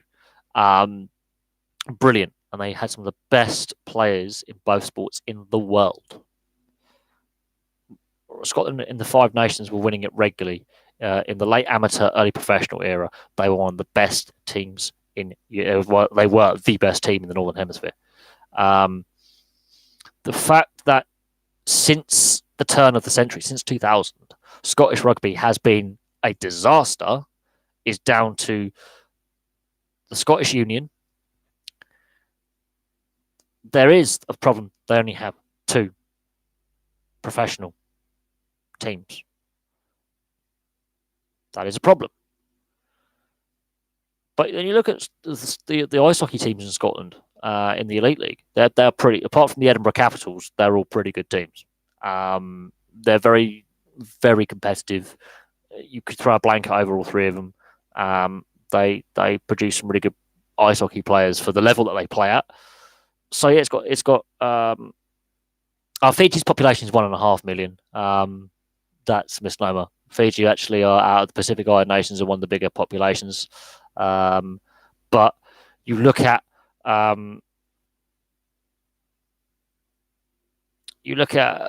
it's the structures in place, and you look at the SFA. There are allegations of corruption against the SFA. Okay, you have to look at the fact that why is it then that they're not producing the players they were 20 years ago? If anything, the Scottish population has actually grown in 20 years. Population size has got nothing to do with it. Scotland has structural issues. That's structural problems. And there are money issues. It's got nothing to do with population size. It's money and structure. Money and structure. England have had issues with the national football side until relatively recently, not being very underperforming massively for the amount of registered players we have. Same with rugby union. They're living in the past with rugby union. Rugby league, I think we were better off as the GB team rather than England. because that meant funding was going to Wales, was going to Scotland, and was going to Ireland. Not now. I don't know what to say, really. If Ireland can have such success at rugby union, why can't Scotland? The populations are about the same. If Wales can have such success and they have a smaller population than Scotland, that tells you something. It's not down to population size. Comparable geographical area. I think, yes, it is 3. In the professional era, it would be 3, yes. It would be 3 in the professional era. But then you'll forget in the second tier, the national competition also is professional. So we're talking about top flight professional, or because the Sheffield Shield teams are technically classed as professional, their money isn't great. And the issue with Australia is the TV package, the quality level, and the lack of production of quality players. Hence, their over-reliance on Pacific Islanders in their team. You look at their starting lineup against Fiji, there were 3 Fijians playing for Australia. And half their team aren't technically born in Australia, they're Pacific Islanders. So make of that what you will. The questions about Scotland and them struggling at sports lately. Yeah, in the last 20 or so years, yes, Scotland has had a problem with developing young sports talent and carrying it on to the senior level in amateur, semi-pro, and professional sports. I completely agree with that. When you say, though, that they're crap at rugby and they're struggling on the rugby field, they are. It's got nothing to do with population size, because 2 other countries with equivalent populations are doing better than them. And a nation in Italy that has a bigger population is doing worse. So it's got nothing to do with population size. It's to do with federation. That's the union. And it's to do with structures in place within that union. And it's also to do with sports funding for youth level. And that comes from regional and central government. And it also comes from sponsorship.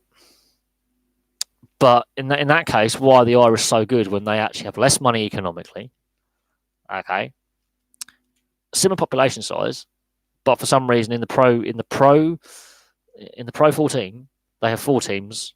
Wales have 4 teams. Scotland has 2. Yeah, Scotland has a bigger population over Wales.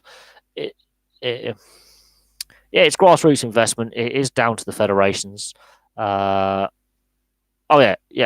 China and India would smash every nation when it comes to sport. You have to have grassroots base level before you can then build an amateur league system, and then on top of that build a semi-pro system, and then a fully professional system. It's how a pyramid system works. You have to have a development system. You can't just go, right, this country's got 5.5, 6 million people, and this country's got 1 billion. That's the difference in population between Scotland and China, for example. You have to look at the support base, so the fan base. There's a reason why Scotland only has 2 Pro 14 teams compared to Ireland having 4. And we're talking about equivalent population size, okay? There is a reason. The 4 Irish teams are all well supported. The 4 Irish teams also are pretty damn good. Ironically, at Pro 14 level, Glasgow and Edinburgh are pretty decent sides. They are. It's the fact that below that, at the Scottish national club level, that's where the problem lies. It's developing players. It's looking at outside of the national side and the 2 Edinburgh and Glasgow teams. Is there a fan base? And you've got to look at, could they put a professional pro team in Aberdeen? Could they put a professional pro team in Dundee? Could you put a professional pro team? Where else are you going to put Motherwell? Is there enough rugby union fans outside of Glasgow and Edinburgh to warrant having 2 more teams? And the answer is probably not. But I don't know the ins and outs of Scottish sport. Andy Robinson, yeah, he is playing in England. I get that. But football is the main sport in Scotland. There are 4 semi-pro professional leagues, so I'm counting the Scottish Premiership down to Scottish League 2 in their pyramid. The issue is most of the sports that are played in Scotland at professional or semi-pro level are played in the border region and the lowlands. So that's Glasgow, Edinburgh, and then the town that 30-mile belt between the two. So it's a very concentric, right? Everything is being played between Edinburgh and Glasgow and all the little towns and cities around that, Aberdeen and Inverness, and that's it. And you've got to look at it and go, okay, right. So outside of Edinburgh and Glasgow and that belt of land that they sit on, the lowland belt, the other big population areas are Aberdeen and Inverness, and maybe part of the East Coast, and that is the issue. Is the Scottish population is based in 4 geographical areas for the most part. That means outside of Glasgow, Edinburgh, Dundee, Aberdeen, and Inverness, you got Falkirk and Stirling, and Fife. You haven't got a lot of big towns and cities. It's much like Ireland, except Ireland seems to do rugby union and the Gaelic amateur sports really well. Scotland doesn't do professional sports as well. There are issues with attendances. There are issues with money, and most of Scotland being exceptionally rural and poorly populated.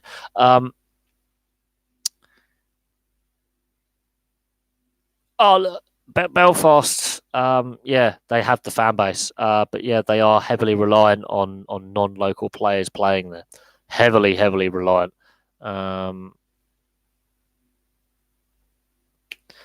But again, it is what it is. And yes, the Scotland teams have the Scottish National League, and there's also, there is that. They seem to have got ice hockey better done in Scotland than other sports. But it's down to structures, and it's down to, is there an interest to support these things? And while they pack out Murrayfield every time they play there, and it is Fortress Murrayfield, and they play very well at Murrayfield, Scotland now away from Murrayfield are really poor. Really poor away from Murrayfield. And they went for a long time where they were the worst team in the Six Nations. A long time. And they still do struggle now. They're now sort of a team in the middle. They're not good enough to win the Six Nations, but they're not bad enough to come at the bottom end. But they're not consistent enough either. I don't know. But basketball, that's an interesting one. It was one of the sports at school that I had an option of playing. It was only compulsory for a year, and a lot of kids just weren't good enough. The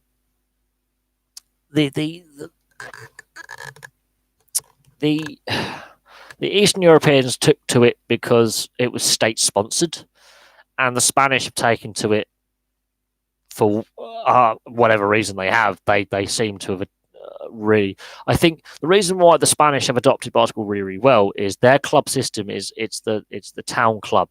So when you look at Barcelona and Real Madrid, they're not just football clubs; they are multi-purpose sports clubs. It's the Spanish Latin style sport club covering all sports. You're a member, and basketball is one of the sports on offer. Very similar to Argentina in that sense, and Brazil and Uruguay, that Latin kind of sporting club. If you look at some of the sports covered by like Valencia and Athletic and Atletico Madrid, it's not just football. You'll have a tennis part of the club. You'll have a swimming, gymnastics, weightlifting, and you can be a member of the club and you can play badminton. I think there is a cultural thing. As I said, the Spanish side of things, very similar to a lot of the Latino cultures, is when you sign up for a sports club, like when we sign up for a gym, you sign up and you play the sports that you like. And if you're really good, you get to represent that club against other sports clubs. And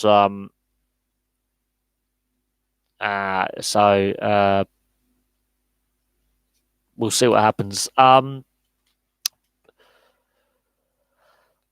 Scotland, I'm assuming you're talking about rugby union. I think it's not necessarily a fitness thing. It's definitely a skills development. They've got some really good players. They have some really good players, but think, yeah, there are issues structurally with Scotland. I don't necessarily think it's a fitness thing. I think it's not necessarily a fitness thing, but um,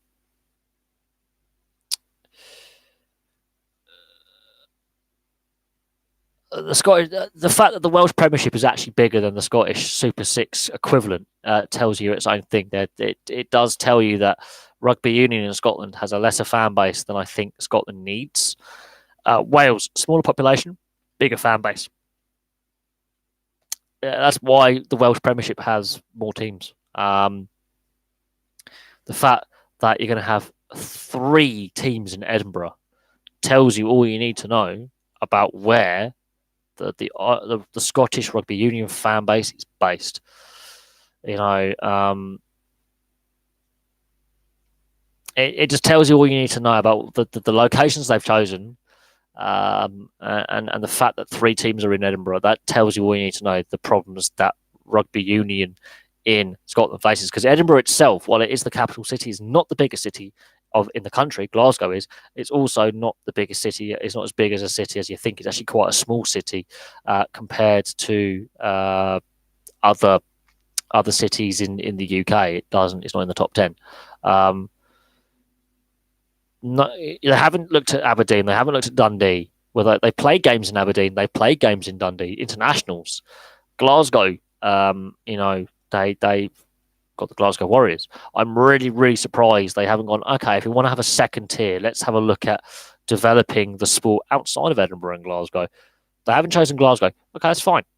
There's a lot of sports fans who follow teams in Glasgow, be it the ice hockey, football, rugby union, who don't live in Glasgow.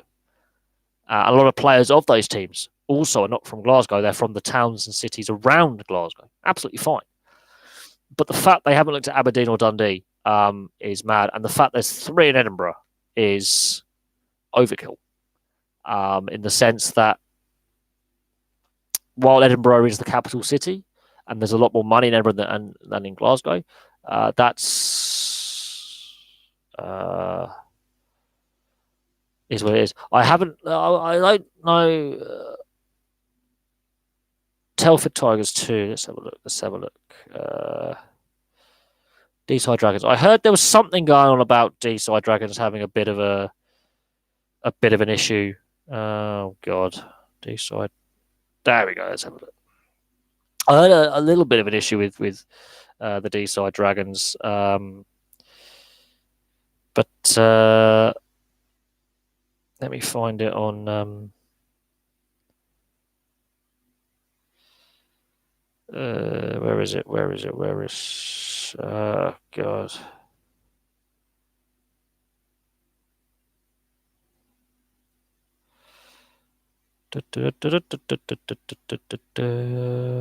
I'm trying to find. Let's have a look. Let's have a look.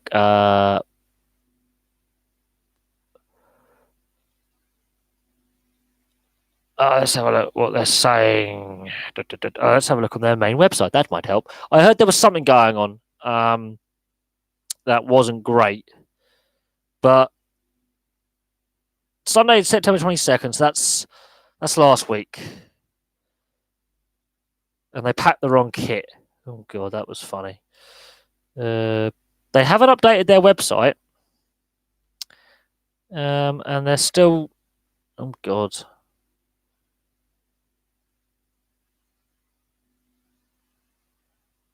Oh, I don't want to add it to home screen. Let's have a look. Let's have a look at news.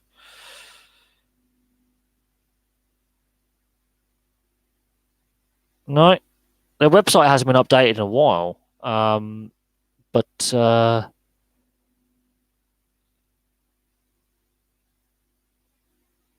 let's have a look at the Telford Tigers. I don't know what's going on with. I can't seem to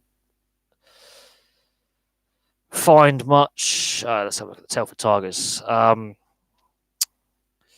Let's see if I can find them on Twitter. Let's have a look at their website. Let me just double check something. I heard something was going on with Club statement. Here we go. Let's have a read. Let's go and have a read. Let's. No. Oh, one club, two teams. Yeah, they've met. Okay. What we have here? What? Okay, I've got it. Stop being anal. I want. Let's have a look at news, please. Because if the Telford Tigers have released something, that'll be interesting. If it would load, please. Why are you not loading? Why are you being difficult? I hate wireless internet. It's really hopeless. Oh, load. Would you load? I'm going to take my Wi-Fi off. Let's see if that helps. Okay, here we go. Right, okay. Let's have a little... Because Deeside Dragons haven't updated their website, so I've gone to the Telford website. Yes, I am now reading the statement. There is a club statement, so this is interesting. So let me just... go away. Stupid. Club statement. On the evening of the 22nd of September, that's a Sunday last week, Telford Tigers 2 played against Deeside Dragons in Deeside. During the game, a Telford player was verbally threatened by the penalty box official before a further Telford player was then physically assaulted by the same official. This second time in successive seasons that Telford players have been attacked in the penalty box at Deeside. An under 18 player was attacked last year. This behaviour is totally unacceptable in any sport and overshadowed a very competitive game between the two teams. Telford Tigers informed North Wales Police of events that took place and are fully cooperating with the investigation. No further statements will be made. So basically, obviously, a player was given a penalty and obviously had to sit at the penalty box and was given verbal crap whilst in the penalty box. That is by the official. Another player was obviously then given a penalty and was, ice hockey is obviously your minor penalty is 2 minutes. So goes to sit at the penalty box and then was attacked in the penalty box. And obviously this happened last year. I knew that something had happened. I didn't know that actually that there was this kind of issue. Well, that is interesting. Okay, that's very, very interesting. The fact it's a repeat incident as well is very, very interesting. I know that on the penalty box side of things, they're volunteers. A lot of them do, volunteer their time at this level.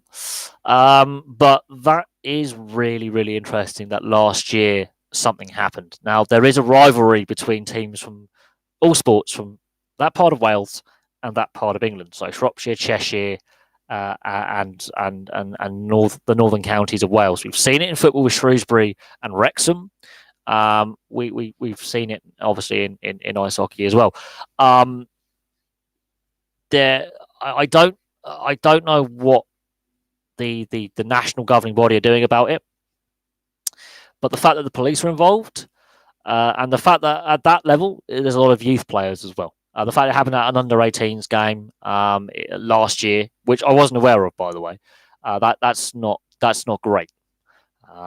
Let's not kid ourselves. That's pretty poor stuff. The fact that a statement's been released and it's now in the public domain is worrying, and the fact that it's happened in a public place, because you got to expect that there are witnesses to this, and a lot. That's not great form, and I have concerns going forward with the way they've changed the seating arrangement at Bracknell, where they've swapped the away fans to a different end of the rink, where the home penalty boxes and the home players come out of the dressing room. That is that's a bit concerning. That really is. On the and the fact that that's not good. That is a concern.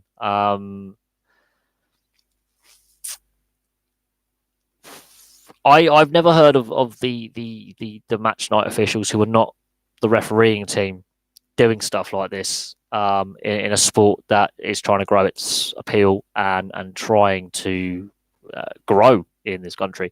I've never even heard of it in other European countries or North America. I've never heard of this at all. That is something that is worrying that it's happened twice with the same team, with the Deeside Dragons. It's happened twice, and it's happened against the same team twice. And the fact that for some reason it's happened twice in the same game where that one particular match night official has seen fit to verbally go after and say something to a player, one player, and then attack another player later on and get physical. That is unbelievable. That really is, and it is a shame because that the Welsh and English teams from that part of the UK, it's mostly to do with football.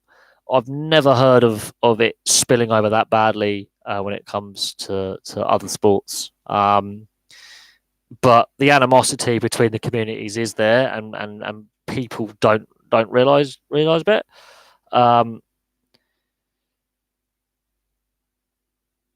I do think the situation where they haven't switched the dressing rooms and they've switched where the away fans sit, where the home players and the away players come out with home and away fans. I can see a flare up there. I can see a flare up there where a Bracknell Bees player goes to the penalty box and the away fans get involved. And I can see it happening vice versa, where an away team player goes to the penalty box, and the Welsh Marches is to the south of Wales. This is more to do with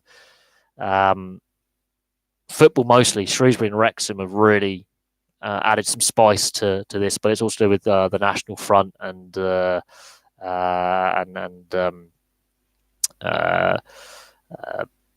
various bits and pieces of hatred. It's not to do with the Normans and the Welsh Marches. It's more the border towns in North Wales and Cheshire and Shropshire. I've been up in Telford and I've seen local youths. Oh yes, I will use that term loosely. The local yobbery having punch ups in the car park. I have seen it. I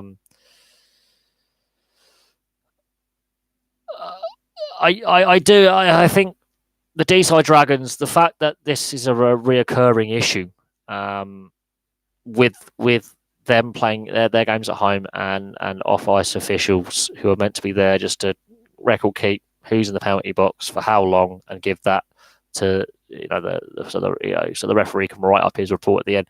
The fact that they're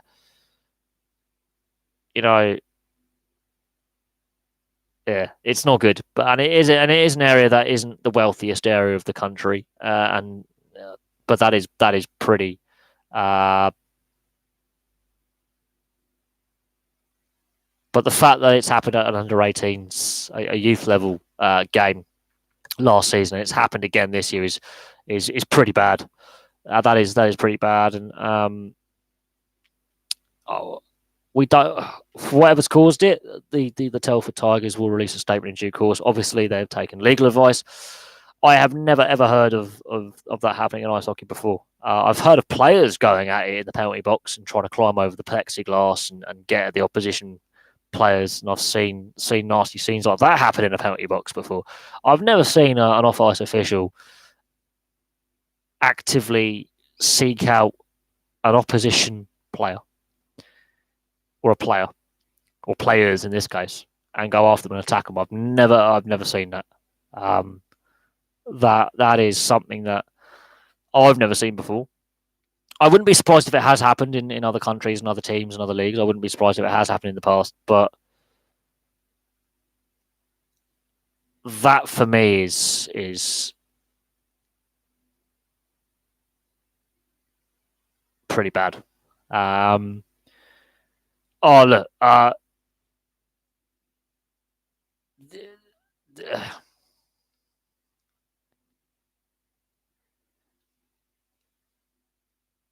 it does surprise me.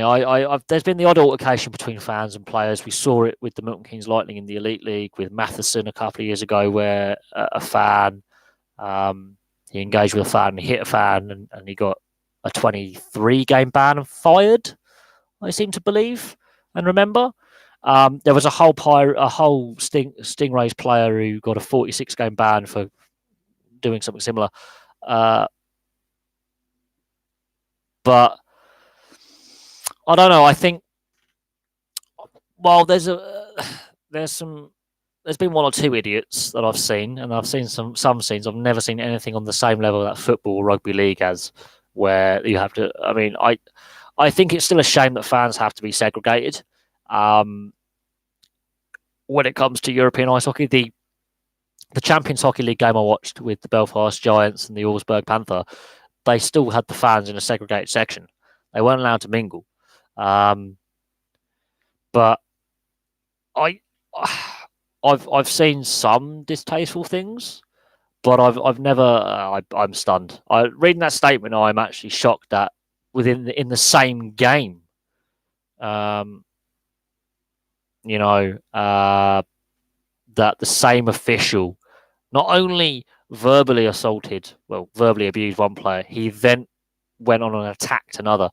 That's worrying, and D-side does have issues with deprivation. It does have social issues, and you would think sport would be a positive, but I don't know.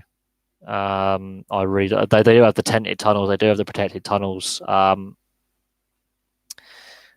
think for the most part, hockey as a sport does seem to have better behaviour from fans and officials and players alike away from the game. I've seen the odd player lose their stuff when they've got ejected, and it does happen. The passions do run high, but I've never heard of an off-ice official attacking a player, and especially doing it in back-to-back years and in the same game. I mean, that says to me there's a problem with the D-side organisation and how they select their match night staff and their match night volunteers, and the fact that the opposition team have obviously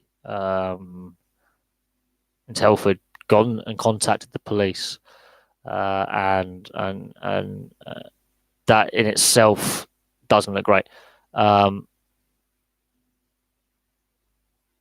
Featherstone. I've heard of a lot of issues with Featherstone Rovers having issues with crowd problems. It's been on Twitter regularly that they've had issues with crowd disturbances and having parts of their ground closed and being fined. The worrying thing is they could be a Super League team come next season, and with being in the Super League, that gets them a certain amount of extra exposure, and they're going to be hit with bigger and bigger fines. I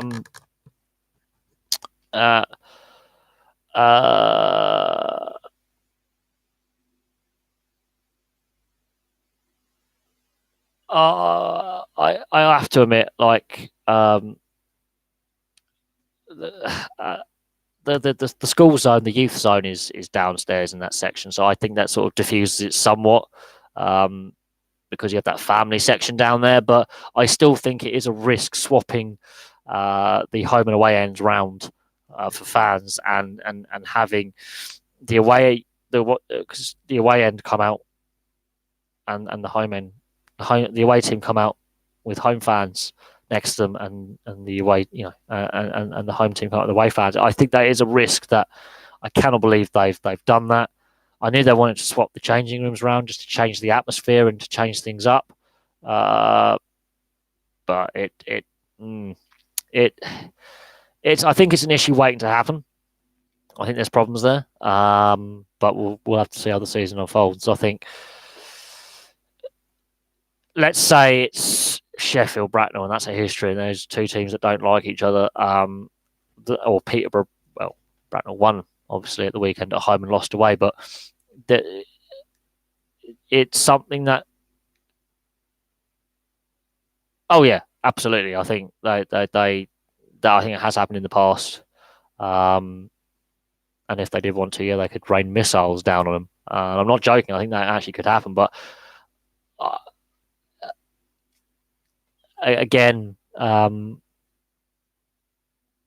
I don't know what else, unless they put netting, like a mesh netting above the players coming out, or I don't know what. I mean, it's a very it's a very, as I put it, accessible sport when you as a fan to meet the players. And I met a lot of the players last season. I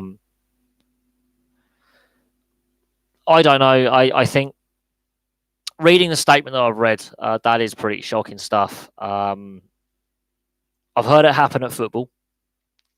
I've heard it happen at rugby league. I've never heard it at ice hockey. But the way things are going at the moment, socially in this country, I'm not surprised it's happened. I'm shocked that it's happened, but I'm not surprised it's happened. But the fact it's over social media and the fact it's gaining, momentum, and it actually made some big news on Pro Hockey News. Yeah, it made Pro Hockey News. That tells you something that it's now getting articles written about in a bit, and media coverage on a national level. And Pro Hockey News actually is actually also quite popular outside of the UK with hockey fans. That's not a good look. That's bad. So yeah, I've heard rugby league having issues with off pitch side officials. I've heard having with football stewards not doing their job properly and allowing players to be altercations to happen. But I don't know. I don't know how they're going to do it. I don't know. An incident will happen where they'll have to change it and they'll have to look at it and possibly switch the fan zone around again. I don't know. It is what it is. I try and keep politics off this channel as much more, and I think politics and sport, when it comes to professional sport and politics, should be pretty separate things anyway. Because that only leads to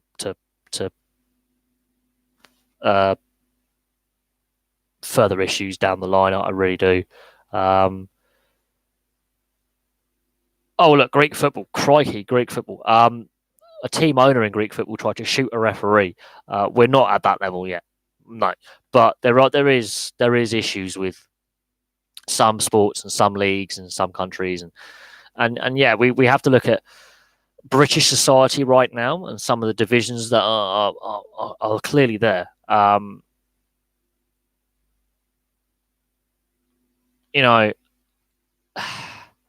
think the fact that an off-ice official whose job is just there to keep the records and make sure there's water bottles in the penalty box, towels, and if a player is injured, you got a doc stitch him up, he's bleeding a bit while he's sitting out this penalty. That's their job. Their job is to officiate things, not to verbally and physically assault players. So I do hope he never, ever, ever gets to be an off-ice official ever again. I do hope he gets done because, the shark head that comes down from the ceiling. A friend of mine that I work with is a Sharks fan. That's a good little gimmick they have. Detroit have the octopus. I think Arizona have the howling coyote. Other teams do things differently with their entrance, things like that. But yeah, other teams just have the protective tunnel. But normally the benches, they come up by the benches. There's the different layouts of different NHL arenas means teams pop on the ice in different places, and the locker rooms are in different places. I know in Philadelphia they have to have the protective tunnel covering because fans have been known to lob missiles at away teams and their own team. But it is what it is. Anyway, I'm gonna call that an evening. I will say. Really interesting way we've ended the conversation. I will say this: I will be watching the Rugby Union World Cup this Saturday and this Sunday, so keep your eyes peeled for a lot of match reviews then, and there will be some talking points, I have no doubt. On the football side of things, obviously the League Cup, teams like Tottenham going out and losing. I have concerns, but the League Cup has been devalued, and I think because of UEFA getting rid of the Cup Winners' Cup back in 1999. It's been 20 years without the Cup Winners' Cup. And you got to look at why the French are getting rid of their League Cup. They're not the first nation to drop their League Cup. The German league doesn't have a League Cup competition, partly because the Cup competitions have been devalued by UEFA. Now they're bringing this